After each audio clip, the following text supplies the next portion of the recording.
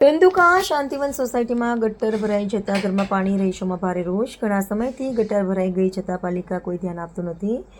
અમદાવાદ જિલ્લાના ધંધુકા શહેરની શાંતિવન સોસાયટી છેલ્લી ગલીમાં ગટર ઉભરાઈ જતાં પાણીનો નિકાલ થતો નથી અને પાણી બાથરૂમ અને ચોકીમાં ભરાઈ રહે છે, જે બાબતે સ્થાનિક રહીશો દ્વારા અગાઉ લેખિત તેમજ મૌખિક રજૂઆત કરવા છતાં નક્કર કાનાડાકાન કરી કાર્યવાહી કરવામાં આવતી નથી।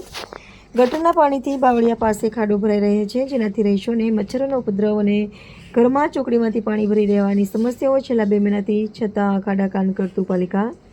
છેલ્લા 20 દિવસથી વાતો જ થાય છે। કામના નામે મીંડું ફક્ત ગટર ખાલી કરવામાં આવે છે તો તે પણ ભરાઈ જાય છે, પણ કોઈ કાયમી નિકાલ કરવામાં આવતો નથી, જેને કારણે રહીશો ત્રાસી ગયા છે।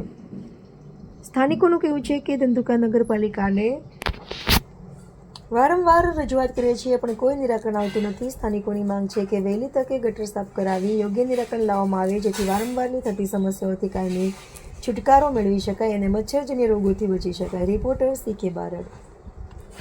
મારું નામ મહિપતસિંહ બચુભાઈ રેવર, શાંતિવનમાં રહું છું, પડાણા રોડ। અને ગટર અને આ ખાળકુવા, સંડાસ, બાથરૂમ, આ કોઈ પણ વસ્તુમાં પાણી જતું નથી, તો એનો કોઈ ઉકેલ કરો। આ કાયમ માટેની સમસ્યા છે અને આમાં કોઈ આવતું નથી, ક્યારે કોઈ આવ્યું નથી અત્યાર સુધીમાં, અને રૂમની અંદર પણ પાણી ગીરી જાય છે। એની તમે કોઈ કાળજી લો અને આની કોઈ સમસ્યાનો ઉકેલ કરો। પહેલાથી કરવું આ ગટરનું પાણી પીવાના પાણીની ભેગું આવે છે, તો પીવાના પાણીની પણ સમસ્યા બહુ મોટી છે, તો એનો પણ કોઈક ઉકેલ કરો। પીવા લાયક પાણી પણ નથી આવતું, એટલે આ બધાની સમસ્યાનો કોઈ ઉકેલ લાવો।